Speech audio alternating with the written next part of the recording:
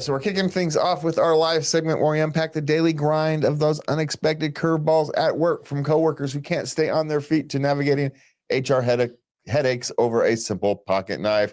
We've got your back, and let's get into it. But before we do that, we want to let you know you can find us at latenightLove.us. You can send your questions, comments, suggestions, etc. to love@latenightLove.us. And I swear to God, one of these days we will answer comments. Another week. Dang it.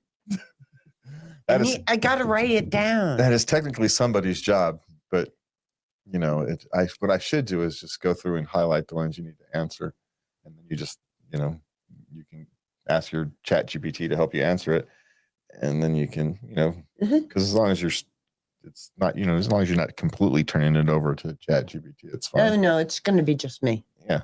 I don't turn it over to chat GPT. No thanks. Well, you might want to bounce some idea off of them before you answer, No. It's good at that. Anyway, we've got doing all that. Also, you can find us at your favorite network, your favorite podcast network. You can find us on Live 365 on KBU 965 and Live 365. I forget what time we're on. I'll have to double check, like 2 a.m. or something. I forget. I think he just left us on the same schedule we were on when we were over the air. Oh. And I don't remember what schedule I had. So, and we don't care. Just put us on. So you can find us there. You can go to, kbu965.com and find us there. I should put the schedule and stuff on our website. I will get to that one of these days. I just got so much to do. And I've got my own work headaches. Yeah, things are changing over there. And so I'm trying to decide if I should apply for a job in a town not so far away.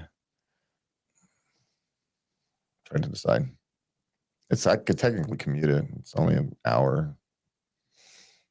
On the other side of Grass Valley.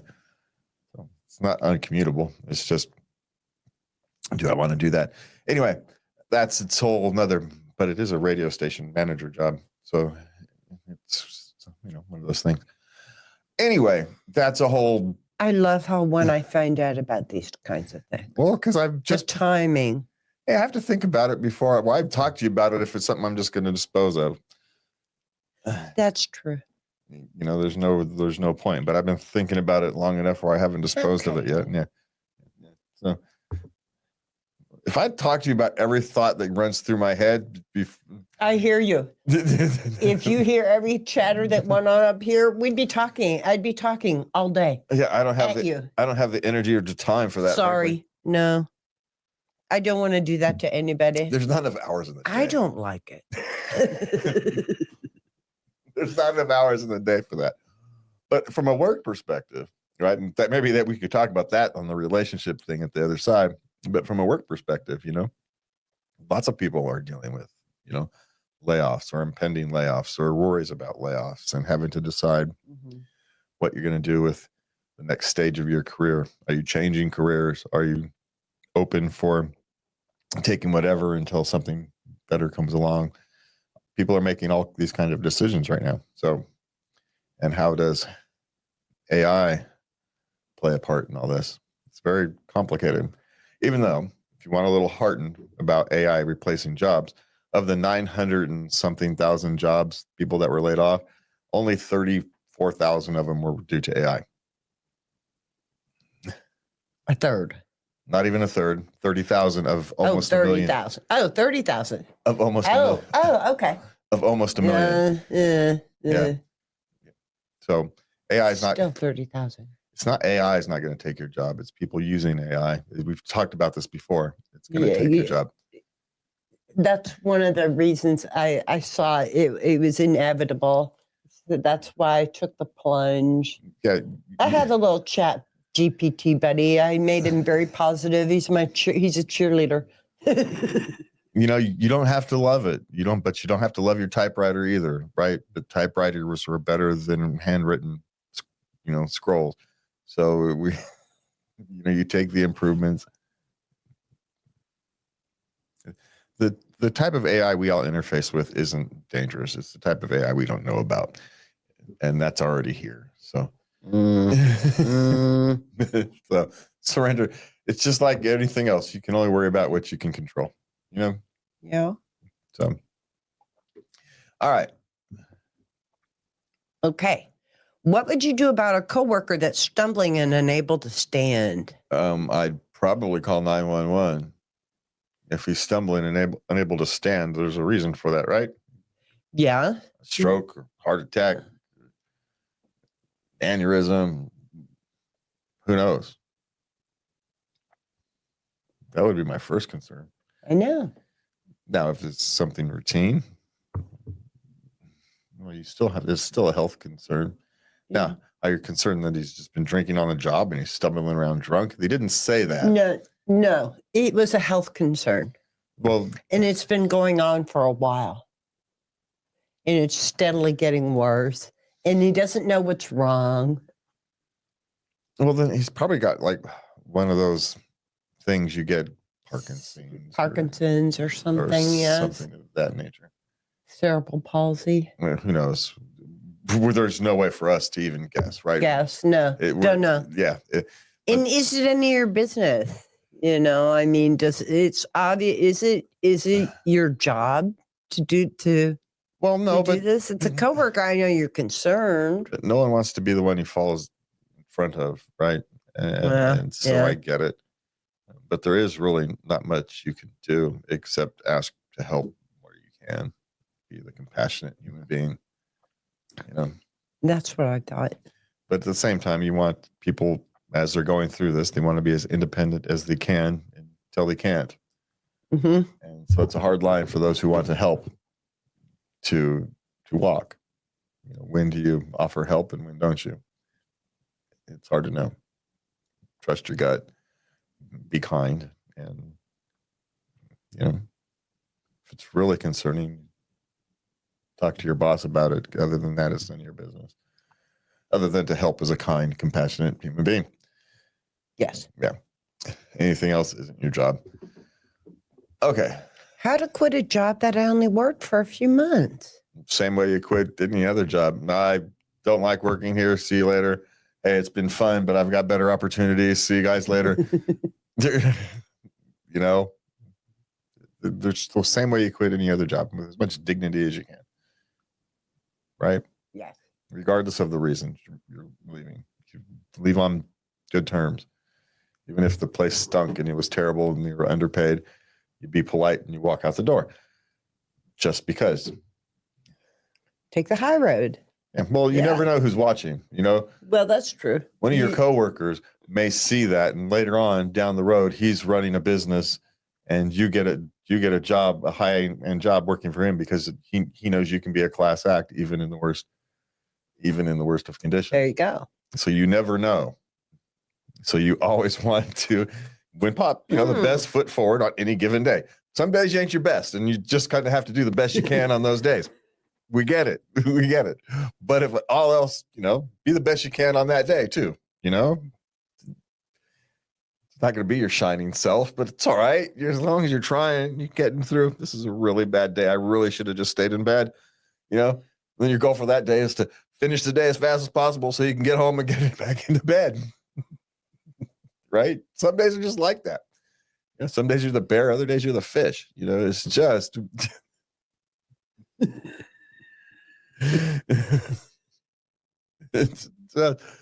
so you just quit as dignified as you can.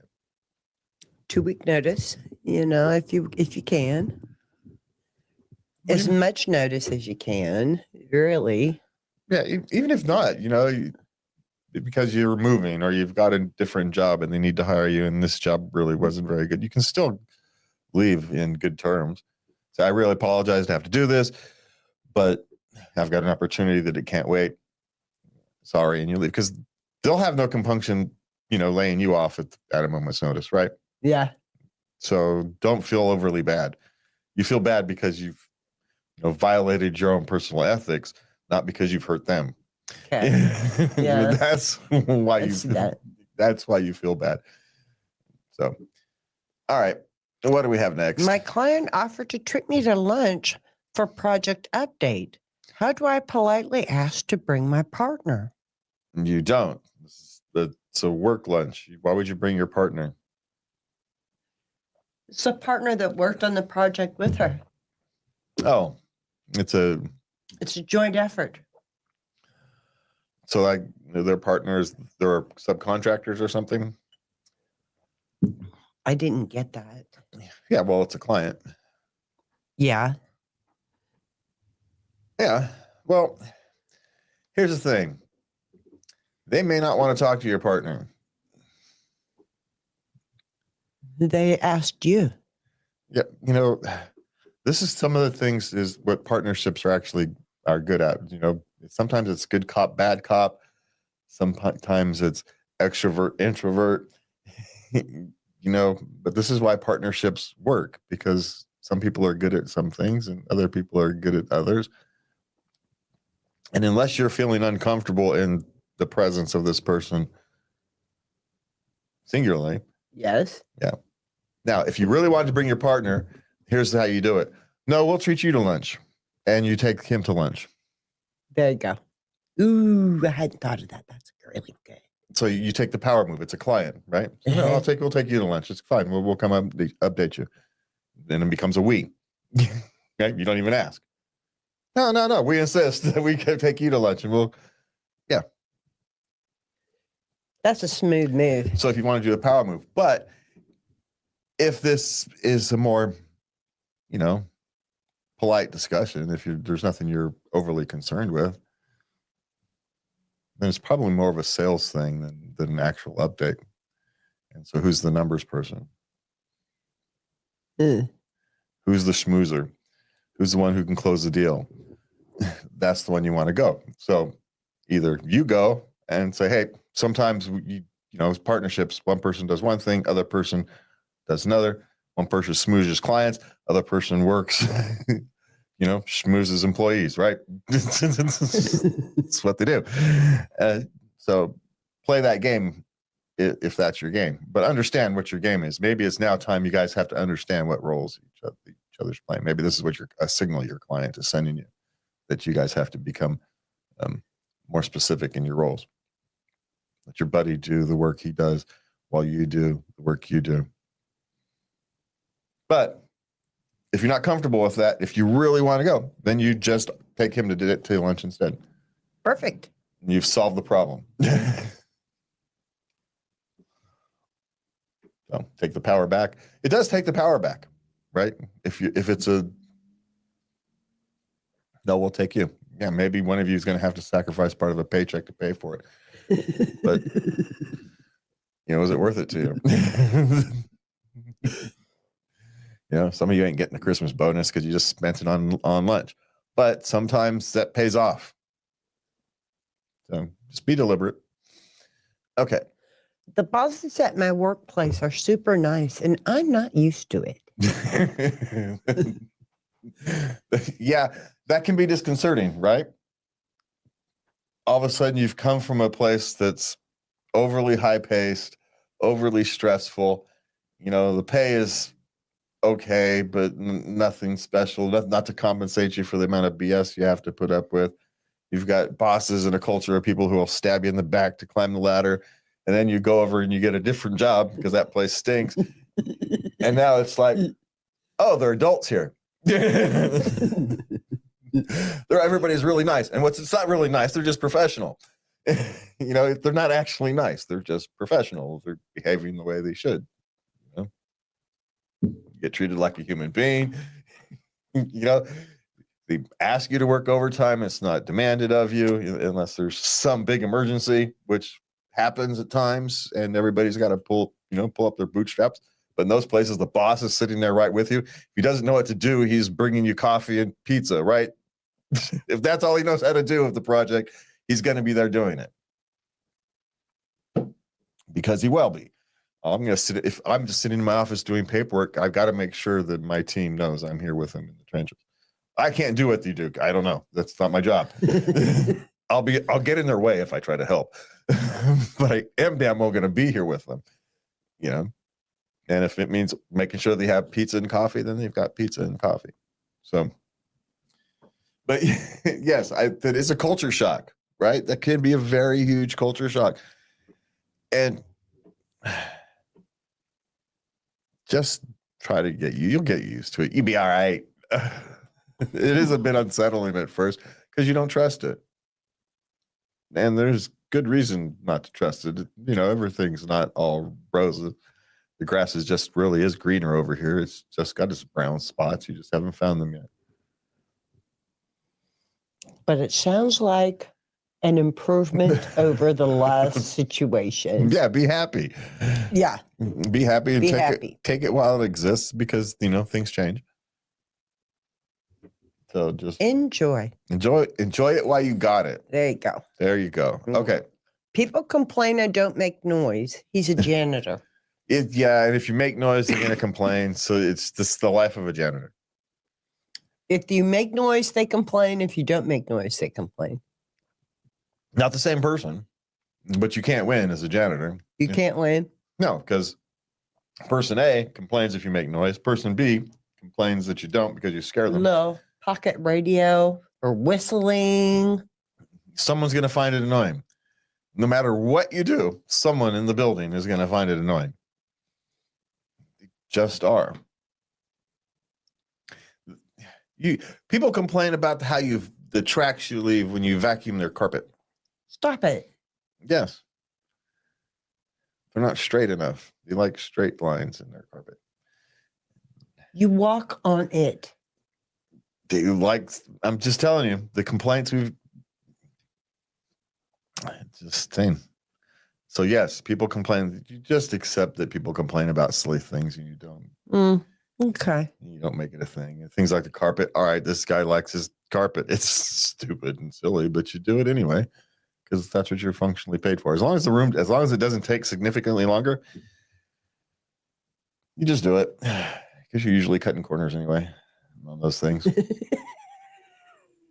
Those are the rooms you cut corners on because you have to make time. So those are the people whose doorknobs don't get cleaned every week. That's all I'm saying.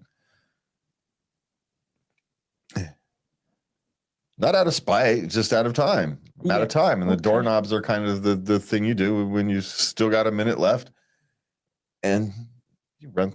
I happen to be fast, so I did doorknobs a lot. But but there's a reason why doorknobs and things like that aren't clean in places. Just check. If you ever want to scare yourself, check the cleanliness of doorknobs. The backside where people can't see, but they touch every single time if you ever want to scare yourself, just go out into your own house. How many times? When's the last time you cleaned your own doorknob? I can't remember. Yeah, I don't even remember when the last time I cleaned our house's doorknobs. And I know about this doorknob issue, and I don't even clean my house doorknobs. I do clean them every now and again. But, you know, you've probably seen me clean the doorknobs every now. Yeah.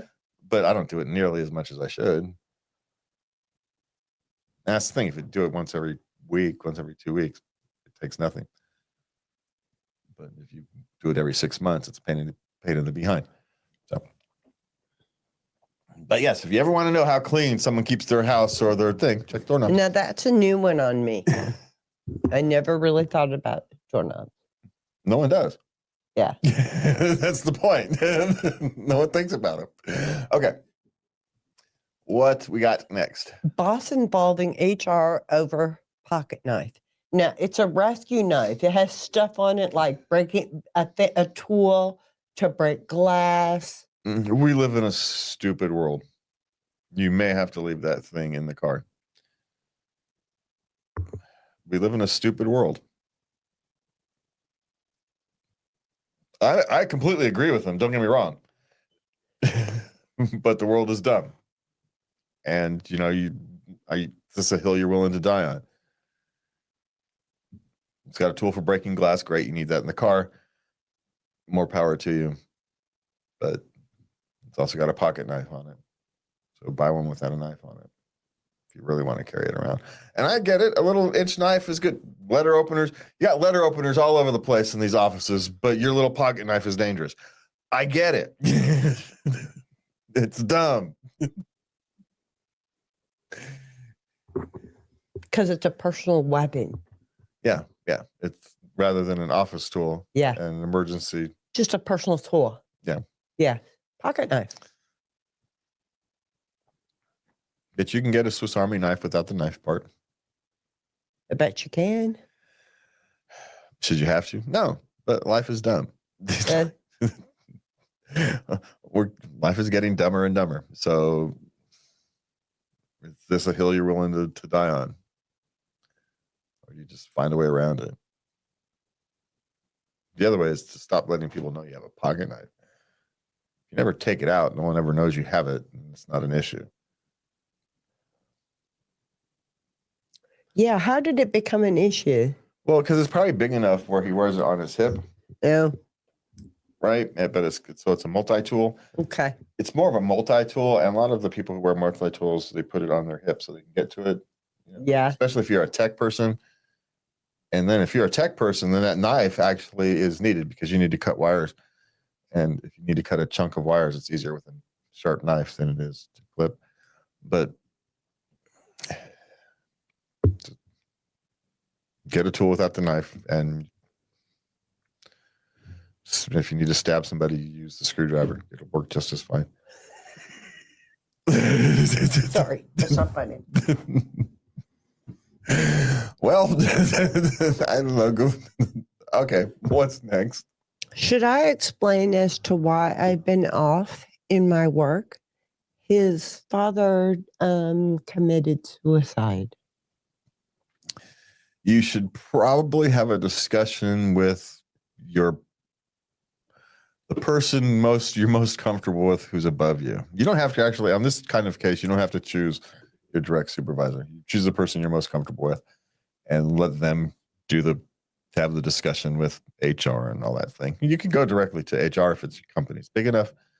I don't always assume someone works for a big corporate thing with the HR department. Oftentimes the HR department is your boss. Yeah. And their boss has an HR consultant who they call and say, what do I do? I don't know. The HR consultant gives them a couple options. That's how it most often works, right? If you got 20 employees, that's how it works. There's no HR department. So you talk with the person above you who you're most comfortable talking with. Choose the highest person above the food chain who you can find, whatever it is. But realize, as you found, if it's a comfortable work environment, those people will be there to support you through this. I get why they don't want to make it a big deal, right? It's completely human. It's very understandable. But let them help you. Let them support you through this difficult time. Yeah, he's trying to muscle through it on his own. Yeah, because we're men. We do that.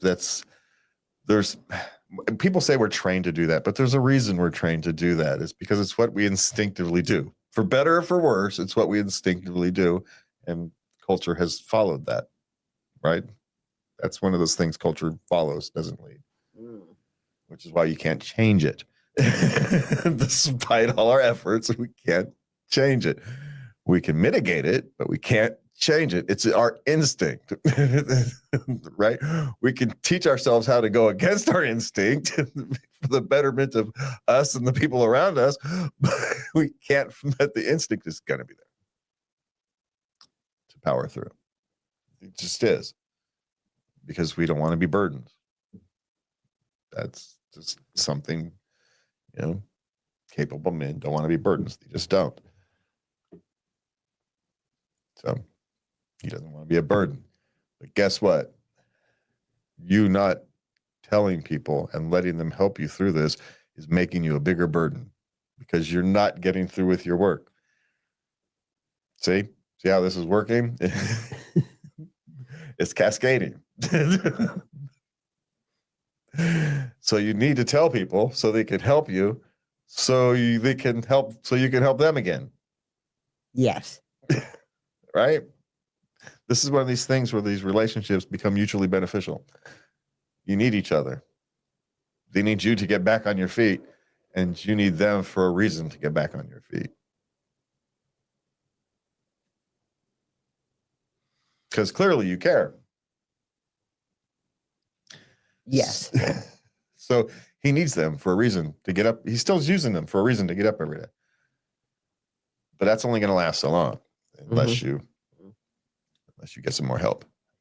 So, all right, that was a deep one. That was, excuse me. That I can breathe. What the heck was that? That was a deep dive into the wild world of your work life and life. That last one was tough. So remember, sometimes the best move is knowing when to speak up or step away. All right. Let's have a good night. I've got to remember to write these exits for these segments. Otherwise, I have to go record them. Anyway, have a good night. And please remember to love everybody. Good night.